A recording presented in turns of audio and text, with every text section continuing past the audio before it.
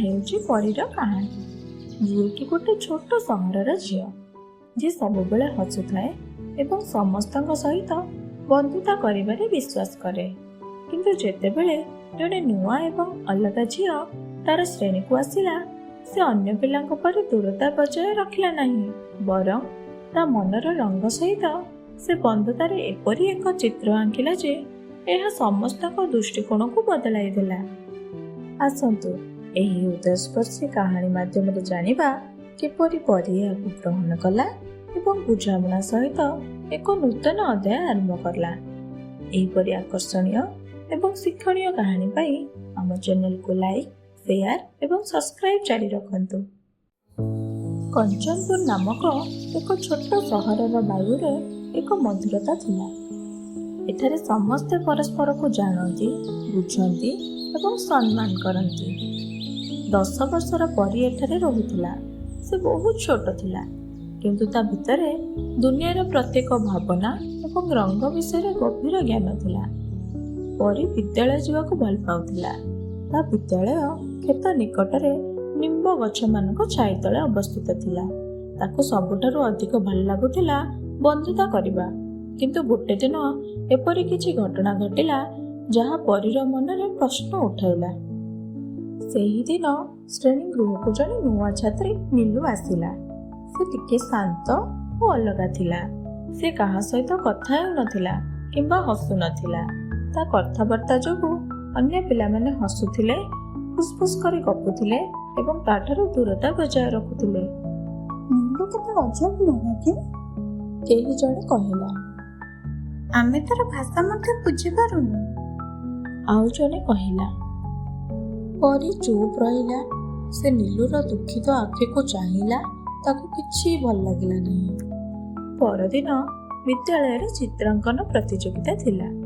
ସମସ୍ତ ପିଲାମାନେ ନିଜେ ନିଜେ ରଙ୍ଗ କରିବାରେ ବୁଡ଼ି ରହିଥିଲେ, କିନ୍ତୁ ନୀଲୁ ବିନା ରଙ୍ଗ, ବିନା କାଗଜରେ ଗୋଟିଏ କୋଣରେ ବସିଥିଲା। ପରୀ ଧୀରେ ଧୀରେ ତା ପାଖକୁ ଯାଇ ହସି କହିଲା, ତୋ ପାଖରେ ରଙ୍ଗ ନାହିଁ କି? ମୋ ପାଖରେ 2ଟି ରଙ୍ଗ ଅଛି, ଆମେ ବାଣ୍ଟି ପାରିବା। ନୀଲୁ ଆଶ୍ଚର୍ଯ୍ୟ ହୋଇ ତା ଆଡ଼କୁ ଚାହିଁଲା। ତା ଆଖିରେ ପ୍ରଥମ ଥର ପାଇଁ ଚମକ ଆସିଲା। ପରୀ ଧୀରେ ଧୀରେ ନୀଲୁ ସହ କଥାବାର୍ତ୍ତା ଆରମ୍ଭ କଲା। ଭାଷାରେ ପାର୍ଥକ୍ୟ ଥିଲା, କିନ୍ତୁ ଭାବନାରେ ନୁହେଁ। ଯେତେବେଳେ ନୀଲୁ ହସୁଥିଲା, ପରୀ ଜାଣିପାରୁଥିଲା ଯେ ସେ ଖୁସି ଅଛି। ଯେତେବେଳେ ସେ ଦୁଃଖରେ ତଳକୁ ଚାହୁଁଥିଲା, ପରୀ ଜାଣିପାରୁଥିଲା ଯେ କିଛି ସମସ୍ୟା ଅଛି। ପରୀ ଦେଖିଲା ଯେ ନୀଲୁ ବହୁତ ସୁନ୍ଦର ଚିତ୍ର ଆଙ୍କୁଛି। ଭିନ୍ନ ରଙ୍ଗ, ଭିନ୍ନ ଶୈଳୀ, କିନ୍ତୁ ହୃଦୟସ୍ପର୍ଶୀ। କିନ୍ତୁ ପିଲାମାନେ ଏହି ବନ୍ଧୁତାକୁ ପସନ୍ଦ କଲେ ନାହିଁ। ଦିନେ କିଛି ପିଲା ପରୀକୁ ଥଟ୍ଟା କରି କହିଲେ, ତୁ ମଧ୍ୟ ବର୍ତ୍ତମାନ ଅଜବ ପିଲାଙ୍କ ଦଳରେ ଅଛୁ କି? ଯଦି ତୁ ତା ସହିତ ବନ୍ଧୁତା କରିବୁ, ତେବେ ଆମ ସହିତ କଥା ହେବୁ ନାହିଁ। ପରୀ ଦୁଃଖିତ ହେଲା, କିନ୍ତୁ ସେ ନିଷ୍ପତ୍ତି ନେଲା ଯାହା ଠିକ୍ ତାହା ସେ କରିବ। ଚିତ୍ରାଙ୍କନ ପ୍ରତିଯୋଗିତା ଦିନ ପରୀ ଏବଂ ନୀଲୁ ମିଶି ଏକ ବଡ଼ ଚିତ୍ର ଅଙ୍କନ କରିଲେ।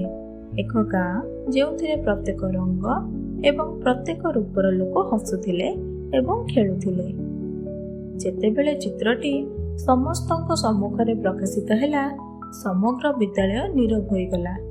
ପ୍ରଧାନ ଶିକ୍ଷୟିତ୍ରୀ କହିଲେ, ଏହି ଚିତ୍ରରେ ବନ୍ଧୁତାର ପ୍ରକୃତ ରଙ୍ଗ ବୁଝାମଣା ଏବଂ ସ୍ନେହ ଅଛି। ଏହା ଆମକୁ ଶିଖାଏ ଯେ ପ୍ରତ୍ୟେକ ପିଲା ସ୍ୱତନ୍ତ୍ର। ଆମକୁ କେବଳ ତାକୁ ବୁଝିବାକୁ ପଡ଼ିବ। ଧୀରେ ଧୀରେ ଅନ୍ୟ ପିଲାମାନେ ନୀଲୁକୁ ଗ୍ରହଣ କରିବା ଆରମ୍ଭ କଲେ। କିଛି ପିଲା ତା ସହିତ ବସି କଥାବାର୍ତ୍ତା ଆରମ୍ଭ କଲେ ଏବଂ କିଛି ପିଲା ତାକୁ ଖେଳରେ ସାମିଲ କଲେ। ପରୀ ଜାଣିଥିଲା ଯେ ଏହି ପରିବର୍ତ୍ତନ ଛୋଟ ନୁହଁ।